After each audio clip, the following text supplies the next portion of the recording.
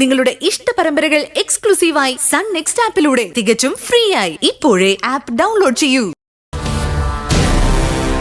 പക്ഷേ മോളെ കൂടാതെ മറ്റൊരു പെൺകുട്ടി ഇവിടെ കണ്ടതായിട്ട് ഇവിടെ ചിലരൊക്കെ പറഞ്ഞു. അതേത് പെൺകുട്ടിയാ സർ? ആ, എന്നോടാണോ ചോദിക്കുന്നത്? ഓ, ആ പെൺകുട്ടി പൂർണിമ.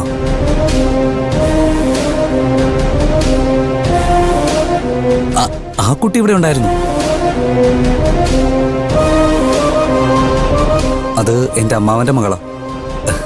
കൽപ്പാത്തിന്ന് അവധിക്ക് വന്നതാ. ഇന്നലെ തിരിച്ചു പോവുകയും ചെയ്തു.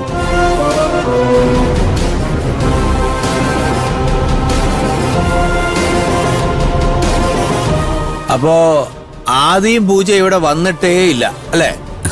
എനിക്കങ്ങനെ രണ്ടുപേരെ അറിയുക പോലും ഇല്ലെന്ന് ഞാൻ പറഞ്ഞല്ലോ സർ. ഓക്കേ, നാളെ തിരുമേനി ഇത് മാറ്റി പറയാനുള്ള സാഹചര്യം ഉണ്ടാവരുത്. ഒരിക്കലുമില്ല.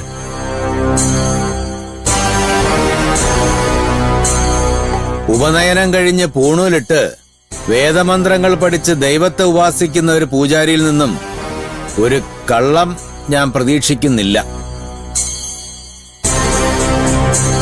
ഇവിടെ ഞാനും എന്റെ മകളും മാത്രമേ ഉള്ളൂ സർ. സാറിന് സംശയം വല്ലതുണ്ടെങ്കിൽ അകത്ത് കയറി നോക്കാം. ഹേയ്, സംശയമൊന്നുമില്ല. എന്നാലും എന്താ സർ? ഒന്നുമില്ല.